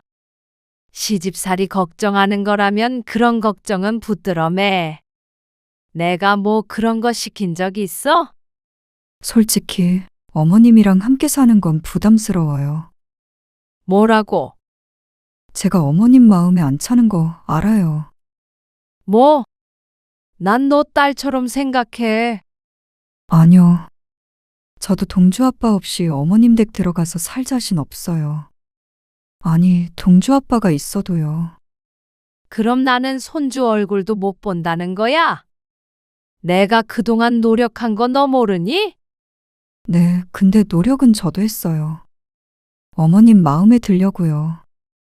그런데 며느리는 딸이 될 수 없고 시어머니는 친정엄마가 될 수 없더라고요. 오늘 이야기 속 주인공은 65세 전영자 씨입니다. 그리고 그녀의 아들과 며느리에 관한 이야기이죠. 전 씨는 며느리가 괘씸했습니다. 아들이 결혼하고 난 후부터 꼭 발바닥 티눈처럼 전 씨를 신경 쓰이게 했습니다. 그리고 결국에는 이렇게 집안을 풍비박산을 내버렸습니다. 처음부터 알았더라면 그렇게 아들 며느리에게 헌신하지도 않았을 것입니다. 좋은 시어머니가 되기 위해서 노력했습니다. 그 끝이 이토록 비참할 줄 알았더라면 그런 노력은 애초에 하질 않았을 것이었습니다. 평소에도 시집살이를 시킨다며 말도 안 되는 말을 해서 아들과 이간질을 시키더니 이제는 아이를 데리고 친정에 들어가 살겠다는 며느리. 이제는 손자마저 전 씨의 품에서 떼어놓으려는 모양이었습니다. 시집 알기를 우습게 알고 친정만 챙겼던 것을 알지만 끝까지 이럴 줄은 몰랐습니다. 전 씨도 가만히 있을 수만은 없었습니다. 전 씨는 아들이 하나, 딸도 하나 있었습니다. 아들은 결혼을 했고 딸은 직장에 들어가며 독립했습니다. 그래서 전 씨는 남편과 둘이서 살고 있었죠. 그리고 얼마 전에 아들네가 아이를 낳았습니다. 딸은 결혼 생각이 없어 보였고 아들도 하나만 낳고 잘 기를 생각이라고 하니 전 씨에게는 지금도 앞으로도 유일한 손주인 셈이었습니다. 동주야, 할머니가 간식 사왔다. 전 씨는 손자의 이름을 부르며 아들네 집으로 들어섰습니다. 장바구니를 손에 들고 말이죠. 뭘 이렇게 사오셨어요? 동주 먹을 거? 동주 먹을 거 집에 다 있는데. 그래도 할머니가 사주고 싶어서 그렇지. 어쩐지 탐탁지 않아 보이는 며느리의 표정. 하지만 이내 눈앞에 보이는 손주의 모습에 전 씨는 환하게 웃으며 손주에게 다가갔습니다. 우리 동주, 할머니 보고 싶었어? 아직 옹알이를 하는 아이에게 말을 붙이며 전 씨가 장바구니에서 이것저것 꺼내 보였습니다. 할머니가 동주 먹으라고 과일이랑 간식이랑 사왔어. 마트에서 탐스러워 보이는 복숭아를 보았는데 무척 비쌌지만 손자의 얼굴이 아른거려 도저히 지나칠 수가 없었습니다. 어머님. 복숭아 사오신 거예요? 그래. 집에 복숭아는 없지? 전 씨가 부엌에 들어가 복숭아를 씻었습니다. 그런데 옆에 서 있던 며느리가 딴지를 걸었습니다. 어머님. 동주는 아직 복숭아 못 먹어요. 어? 한 번도 안 먹어봤어? 부드러운 걸로 사서 동주도 먹을 수 있을 거야. 전 씨가 쟁반과 칼을 챙겨 다시 거실로 가는데 그 뒤를 며느리가 졸졸 쫓아왔습니다. 딱딱해서 그런 게 아니고요. 이런 털이 있는 과일은 아직 일러요. 과일에 이른 게 어디 있니? 오히려 어릴 때 이것저것 먹어봐야 돼. 그래야 나중에 음식 안 가리지. 아니에요. 그래도 먹으면 안 되는 게 있어요. 아이고, 내가 이렇게 껍질 싹 가주면 돼. 전 씨가 거실 바닥에 앉아서 물렁하게 잘 익은 복숭아 껍질을 얇게 벗겼습니다. 탐스러운 속살이 드러났고 손자가 관심을 보였습니다. 작게 잘라서 손자의 손에 쥐어주려고 하자 며느리가 전 씨가 쥐고 있던 복숭아를 뺏어갔습니다. 손길이 다소 거칠어서 전 씨는 깜짝 놀랐습니다. 어머머? 어머님. 정말 먹이면 안 돼요.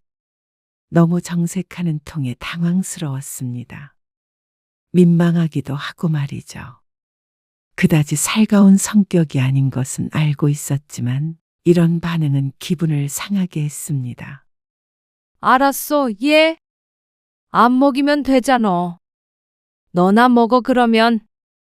전 씨가 쟁반을 며느리 쪽으로 밀면서 말했습니다. 복숭아 한 조각이 쟁반 바깥으로 굴러나왔습니다. 그러자 며느리가 한숨을 쉬며 쟁반을 치웠습니다.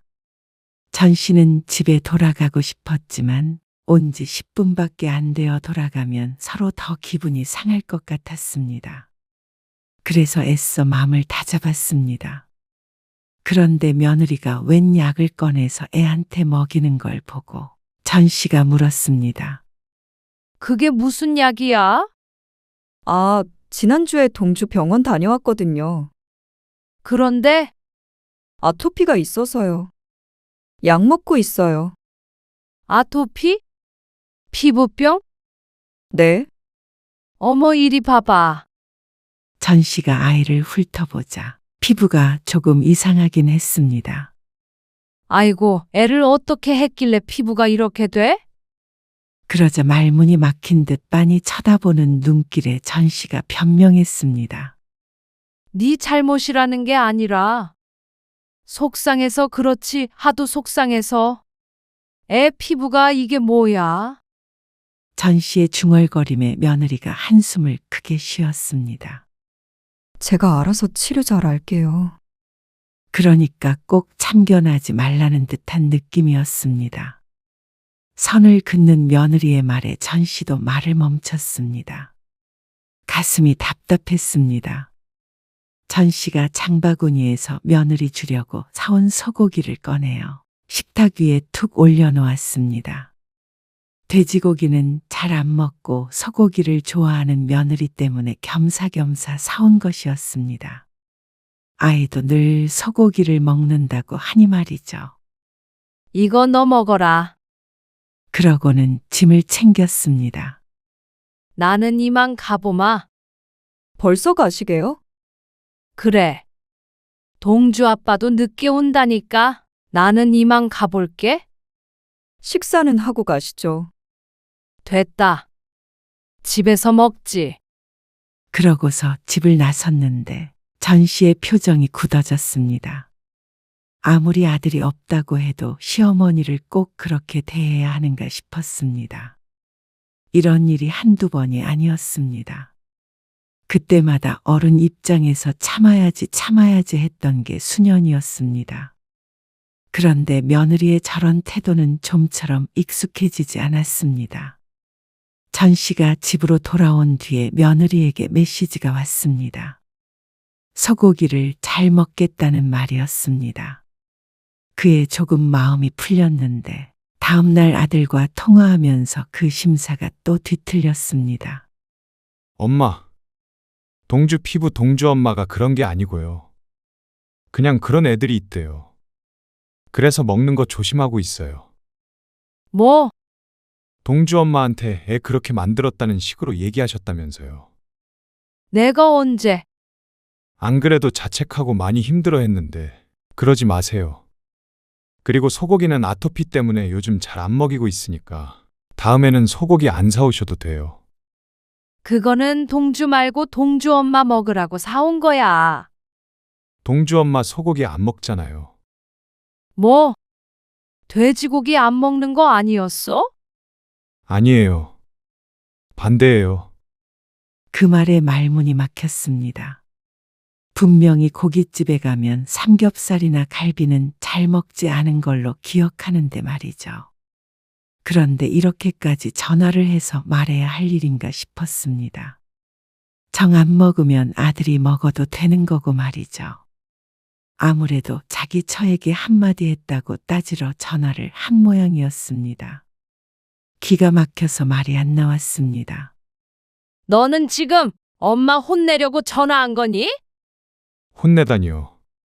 그런 거 아니에요. 그냥 알고 계시라고 전화드렸어요. 나는 그런 식으로 얘기한 적 없어. 동주 엄마가 그래? 아니에요. 어쨌건 동주 먹는 거든 피부병이든 저희가 알아서 할게요. 그렇게 전화는 끊어졌습니다. 전 씨는 한동안 말을 잃은 채로 멍하니 서 있었습니다. 손주 며느리 맛있는 거 먹이고 싶어서 굳이 장을 봐서 들렸던 것인데 이런 말을 듣게 될 줄은 몰랐습니다. 그리고 며느리에게도 화가 났습니다. 그러면 그 자리에서 말을 했으면 소고기는 가지고 왔을 텐데 잘 먹겠다더니 뒤통수를 한 대 맞은 기분이었습니다. 가만 보면 꼭 이랬습니다. 며느리와 무슨 일만 있으면 꼭 아들에게 다음날 전화가 왔습니다. 아무 일도 아닐 때도 말이죠. 오늘도 걱정되는 마음에 한두 마디를 한 것 가지고 날카롭게 군 것은 며느리였습니다. 오히려 피해자는 전 씨였죠. 며느리에게서 쫓겨나다시피 그 집을 나왔다는 건 말을 안 한 모양이었습니다. 둘 사이가 워낙 좋으니까 그런가 보지. 그러려니 해요. 이렇게 아들과 엄마 사이를 이간질 하잖아. 내가 그냥 나한테만 뭐라고 하는 건 다 참아. 근데 꼭 일러 바쳐서 아들이랑 사이가 틀어지게 해. 아이고, 딸에게 전화해서 하소연을 했더니 딸이 한숨을 쉬었습니다. 그래도 나는 오빠 같은 남편 만나고 싶네. 나를 위해서 싸워주고 뭐? 말이 그렇다는 거죠. 넌 시집이나 가고 그런 말 해. 그래도 딸에게 한바탕 하소연을 하니 기분이 좀 풀렸습니다. 전화를 끊고 심호흡을 했습니다. 역시나 수십 년을 더 산 자신이 어린 며느리를 이해하자 싶었습니다. 그게 며느리의 진심은 아니었겠거니, 전달이 잘못된 것이었겠거니 생각하자고 다짐했습니다. 왜냐하면 며느리가 자신에게 그럴 이유가 없기 때문이었습니다. 전 씨는 정말 다른 시어머니들과는 많이 달랐습니다. 아니, 다르고자 노력했습니다. 며느리에게 고압적인 시어머니보다는 딸처럼 챙겨주고 싶었죠. 그리고 그게 전 씨의 꿈이었습니다. 그러던 어느 날이었습니다. 주말에 오신다고요? 그래. 동주도 볼 겸. 아, 어쩌죠? 저 주말에 출장 가는데. 동주 엄마도 일이 있어서 동주 주말 동안 장모님 댁에 잠깐 맡기기로 했거든요. 그래서 오셔도 동주 없어요. 어? 왜 사돈한테 맡겨? 그렇게 중요한 일이래? 네. 동주 엄마도 지방에 잠깐 다녀와야 해요. 그러면 내가 가서 봐줄게. 하루만 갔다 오는 거 아니야, 동주 엄마? 그렇긴 한데 처가에 맡기는 게 더 편할 것 같은데요. 동주 엄마 마음도 더 편할 거고. 아들의 말에 전 씨는 기분이 상했습니다. 친할머니는 자신인데 왜 외가에 맡기는 게 더 편하다는 것인지. 며느리의 입장은 어느 정도 이해가 갔지만 그래도 서운한 건 서운한 것이었습니다. 내가 봐줄게. 나한테 맡겨. 아니면 내가 주말 동안 너희 집에 가 있을게. 아니에요. 그렇게까지 안 하셔도 돼요. 그런데 극구 말리는 아들. 하지만 이번에는 전 씨도 밀어붙였습니다. 한동안 손주를 못 봐서 눈에 아른거렸습니다. 그리고 사돈네 집이 좀 더 거리가 있는 편이라 자신이 봐주는 게 더 합리적인 선택이라고 생각했죠. 아들은 사양했지만 전 씨는 다음날 며느리에게 전화를 했습니다. 내가 너희 집에 가서 동주 봐줄게. 토요일에 갔다가 일요일에 오니? 안 돼. 일요일 아침 일찍이요. 근데 친정에 맡겨도 돼요. 아니야. 나도 동주 본 지 좀 됐고 해서 그래. 그리고 내가 도와주고 싶다는데 부담 가질 필요 없어. 전 씨가 적극적으로 의사를 표시하자 며느리가 난색을 하더니 결국엔 수락하게 되었습니다. 그래서 주말에 아들네 집에 가게 되었습니다. 어머님, 이거 주의사항인데요. 꼭 읽어주셔야 해요. 뭐? 주의사항? 네. 애기 약도 먹여야 하고요.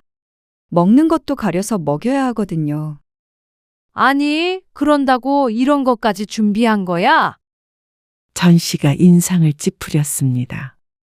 자신도 자식을 둘 키운 엄마였습니다. 어련히 알아서 할 텐데 시모에게 아이를 맡기는 게 불안해서 별걸 다 준비했다 싶었습니다. 일부러 일어나 하는 생각이 들었죠. 내가 애를 못 볼까봐 그러니? 아니, 그런 게 아니고요. 이거는 저희 엄마한테 맡기려고 미리 준비해둔 거예요. 그 말이 진실이길 바랐습니다. 전 씨는 애써 하고 싶은 말들을 삼켰습니다. 여기서 며느리한테 잔소리를 해봐야 무슨 소용인가 싶었습니다. 오늘도 전 씨는 참았습니다. 며느리가 매번 이렇게 자신을 어른 대접을 안 해준데도 내 아들의 배우자이며 내 손주의 엄마이니 참았죠. 그런데도 며느리는 전 씨의 행동이 다 마음에 안 드는 모양이었습니다. 어머님, 여기에 동주 먹을 거 날짜별로 다 정리해뒀는데 왜 개수가 부족해요? 아, 동주가 배고파하는 것 같아서 몇 번 더 먹였더니 그래. 동주 소화기관 약해서 그렇게 많이 먹이시면 안 돼요. 충분히 먹을 만큼 먹고 있어요. 그러면 애가 먹고 싶다는데 그걸 안 줘. 그래도 종이에 적었잖아요. 꼭 시간 맞춰서 정해진 것만 주시라고요. 사람이 어떻게 정해진 것만 먹고 사니? 어머님, 그래서 제가 친정에다 맡긴다고 했잖아요. 뭐? 너 무슨 말을 그렇게 서운하게 해? 억장이 무너지는 기분이었습니다. 전 씨도 종일 성심성의껏 아이를 돌보고 밤에도 깨는 바람에 잠도 부족했습니다. 눈밑이 거뭇거뭇해지도록 아이를 봐줬는데 이런 말이나 들을 줄은 몰랐습니다. 아이를 보다 보면 그때그때 융통성 있게 처신을 할 수도 있는데 말이죠. 며느리는 너무나 예민했고 그 화를 참지 않았습니다. 얼굴이 굳어진 채로 아이의 이것저것 확인하는 며느리를 보니 기가 막혔습니다. 이번에는 동주 아빠한테 뭐라고 할 거니? 네? 내가 애 밥 많이 먹여서 배 터질 뻔했다고 그럴 거니? 그게 무슨 말씀이세요? 아니다. 며느리 무서워서 말이나 제대로 하겠냐? 바로 돌아와야 했지만 아들이 저녁에 돌아오는데 같이 저녁 식사를 하자고 해서 기다렸습니다. 며느리와는 불편한 침묵이 흘렀습니다. 어머님, 죄송해요. 제가 좀 예민했어요. 동주 건강이 걱정되니까. 먼저 꼬리를 내리는 며느리의 전 씨도 마음을 풀었습니다. 살다 보면 실수도 할 수 있는 것이니 말이죠. 다음부터 그러지 말어라. 나도 서운해 할 줄 알아. 네, 결국 그날은 아들이 돌아와 함께 저녁 식사를 했고 며느리는 전 씨와 충돌이 있었던 것에 대해서는 함구했습니다. 그러던 어느 날이었습니다. 어머님, 저 회사를 그만두게 됐어요. 뭐? 회사를. 어느 날 통화를 하는데 며느리가 뜻밖의 말을 꺼냈습니다. 잘 다니는 회사를 왜? 며느리 연봉이 꽤 높다고 들었는데 혹시 이직을 하려나 싶었죠. 그런데 정말로 회사를 그만둔다는 것이었습니다. 동주 때문에요. 그 말에 전 씨는 눈을 크게 떴습니다.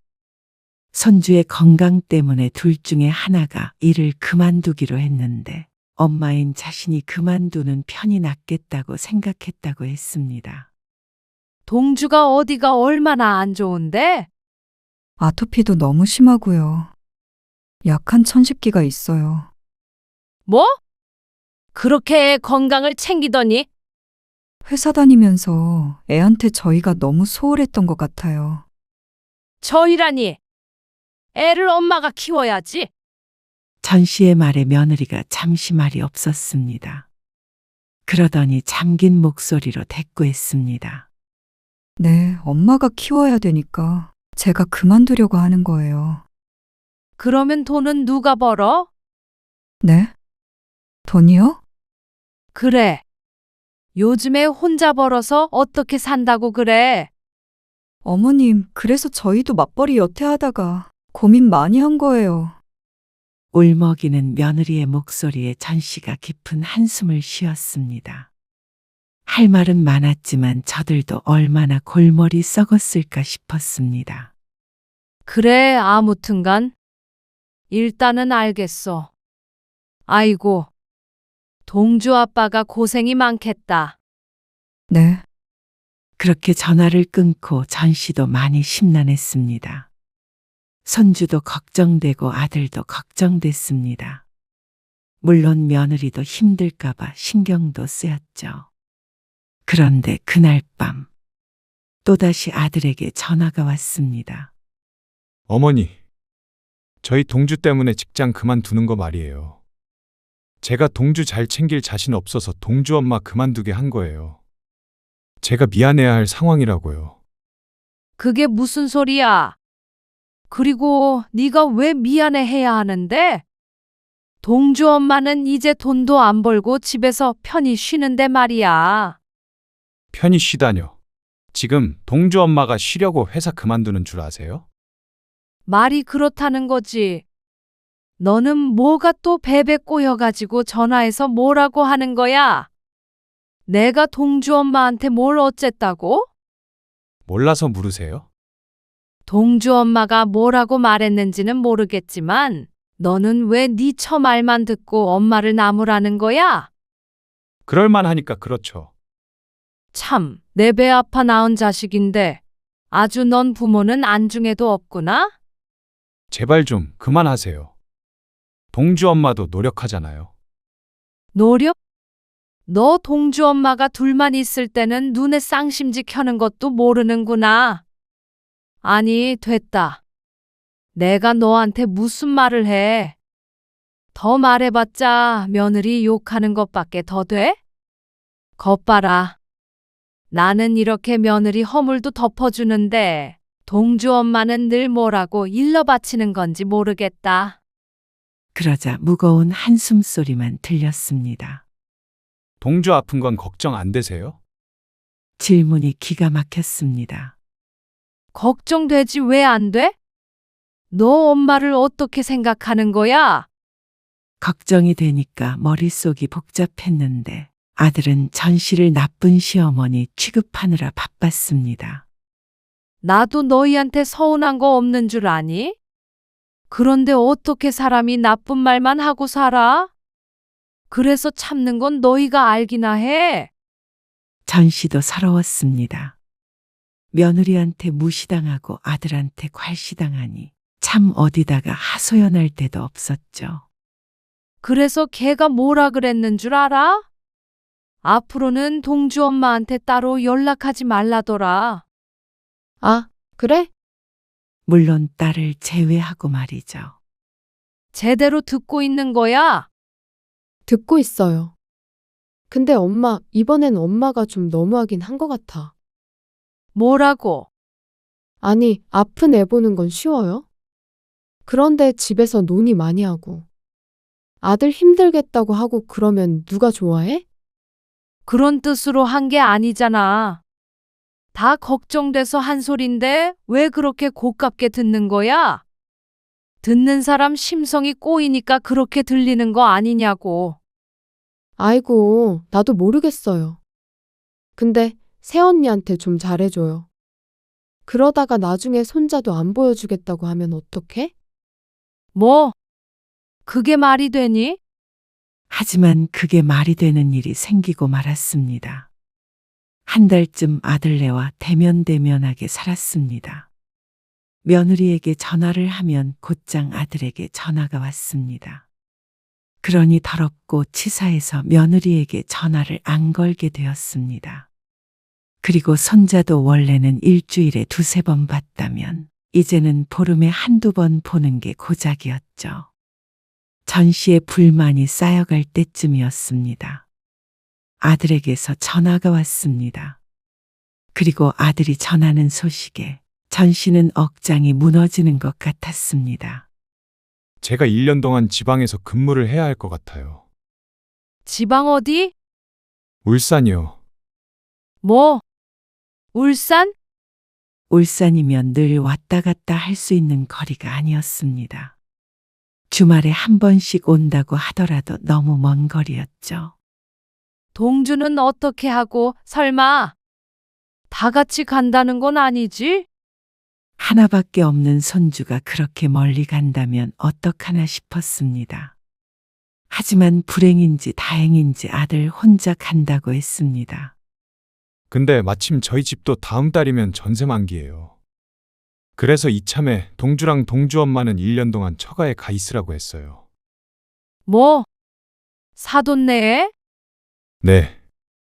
동주 병원 때문에 둘은 그냥 여기에 있는 게 좋을 것 같아서요. 제가 가끔씩 왔다 갔다 하기로 했어요. 아니, 그러면 차라리 전세 연장하고 둘이만 살면 되잖아. 저도 마음이 안 놓이고요. 동주 엄마도 장모님 도움받으면 좋잖아요. 외로울 거고. 그렇다고 친정에 들어가는 법이 어디 있어? 왜 안 돼요? 뭐? 그럼 난 동주 어떻게 보라는 거야?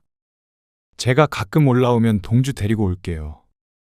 이게 지금 말이나 되는 소리니? 전 씨의 목소리가 떨렸습니다.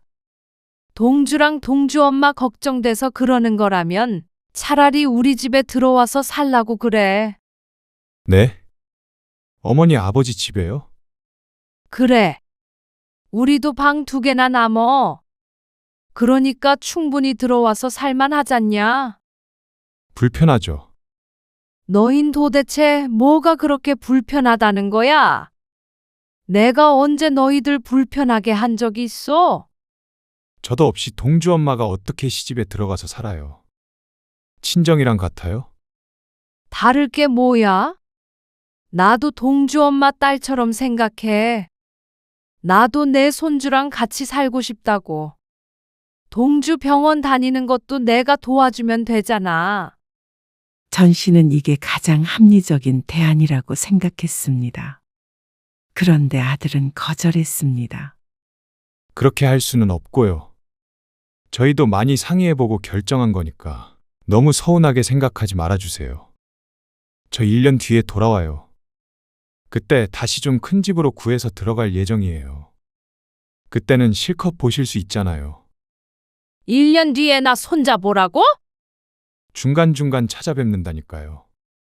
결국 전 씨는 아들의 마음을 돌리지 못하고 전화를 끊어야 했습니다. 전 씨는 한동안 휴대폰을 쥐고 멍하니 서 있었죠. 도대체 내가 뭘 잘못했다고? 아무래도 며느리를 잘못 들였나 보다. 아들도 뺏어가려고 그러더니 손자까지 뺏어갈 작정인 듯 했습니다. 전 씨는 곧바로 며느리에게 전화를 걸었습니다. 너 사돈네 들어가 살 거라며? 네, 그렇게 하려고 해요. 차라리 우리 집에 들어와라. 동주 아빠 없는 동안 빈자리를 우리 가족이 채워야지 왜 사돈한테 가니? 너 매번 그렇게 친정만 챙기는 건 알고 있다만 그래도 시부모 생각 한 번이라도 했다면 그렇게는 못하지. 시집살이 걱정하는 거라면 그런 걱정은 붙들어매. 내가 뭐 그런 거 시킨 적이 있어? 그러자 잠시 말이 없던 며느리가 조용히 대꾸했습니다. 솔직히 어머님이랑 함께 사는 건 부담스러워요. 뭐라고? 전 씨의 목소리가 높아졌습니다. 제가 어머님 마음에 안 차는 거 알아요. 뭐? 난 너 딸처럼 생각해. 아니요. 딸한테는 그런 식으로 말씀하시지 않겠죠. 저도 동주 아빠 없이 어머님 댁 들어가서 살 자신 없어요. 아니, 동주 아빠가 있어도요. 여전히 한마디를 지지 않는 며느리였습니다. 어찌나 말 한마디 한마디가 까칠한지 전 씨의 가슴에 생채기를 냈습니다. 내가 그동안 노력한 거 너 모르니? 네가 시모인 나한테 건방지게 말해도 동주 아빠한테 입도 뻥끗 안 했어. 너희 둘 사이 틀어질까 봐. 자기 엄마 욕하는 여자 좋아할 남자 없으니까. 그런데 너는 뭐니? 뭐라고 한마디만 하면 쪼르르 가서 일러 바치고. 부모 자식 사이 이간질하고. 그런데도 나는 너랑 같이 살려고 하는데 뭐? 못 살겠다고? 네. 노력은 저도 했어요. 어머님 마음에 들려고요. 그런데 며느리는 딸이 될 수 없고 시어머니는 친정엄마가 될 수 없더라고요. 뭐? 그렇게 거리를 두고 살고 싶은 거겠지?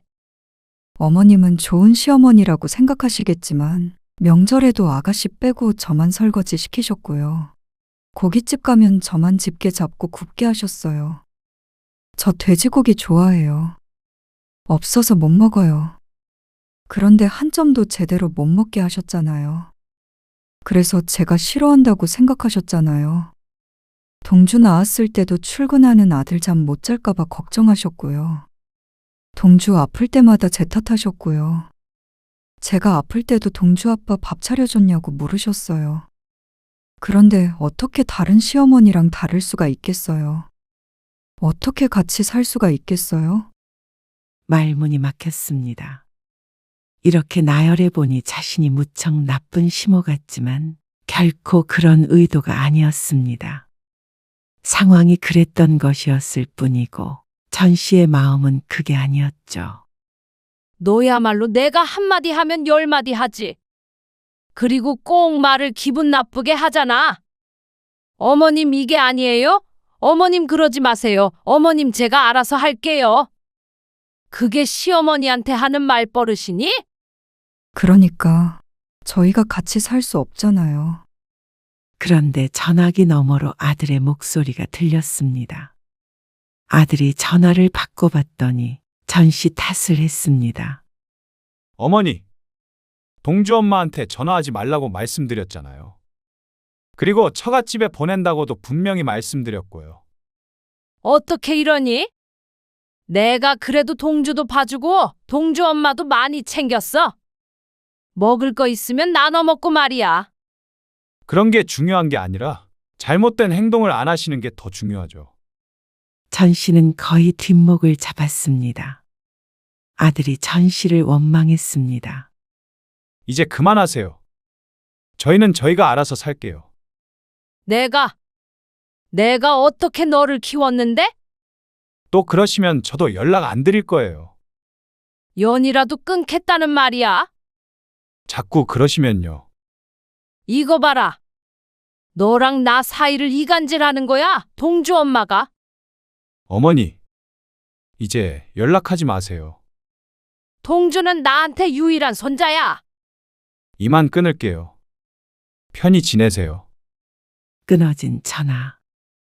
전 씨는 무척 당황스러웠습니다. 다시 아들 며느리에게 전화를 걸어봤지만 받지 않았습니다. 몇 번을 시도해도 마찬가지였습니다. 그리고 며칠이 지나도 아들에게서 연락이 오지 않았습니다. 전 씨는 딸에게 전화를 걸었습니다. 오빠한테 연락해봐. 엄마 전화 받으라고. 그러자 딸이 자초지종을 안다는 듯이 말했습니다. 그냥 좀 냅둬요, 엄마. 엄마 전화 안 받겠대요. 언니랑 동주는 사돈어른 댁으로 들어갔대. 뭐? 끝내 아들은 전화를 받지 않았습니다. 정말로 이대로 손주를 못 보나 싶었습니다. 그래서 시일이 꽤 지나서 아들네 집에 찾아가 봤더니 이미 짐을 뺀 후였습니다. 아들도 지방으로 벌써 내려갔나 싶었습니다. 그렇게 몇 달이 지났습니다. 아들에게서 메시지가 왔습니다.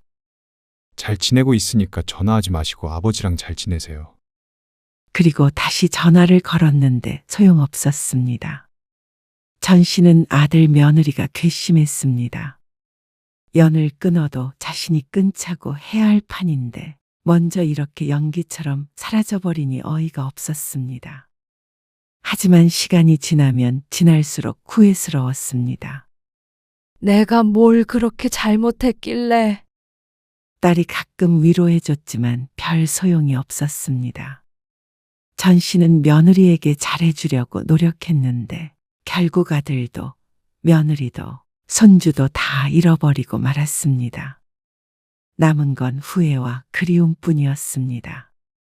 이제는 다시 손주의 웃음소리를 들을 수 없을지도 모른다는 생각에 가슴이 미어졌습니다. 하지만 후회는 아무리 빨라도 늦었죠.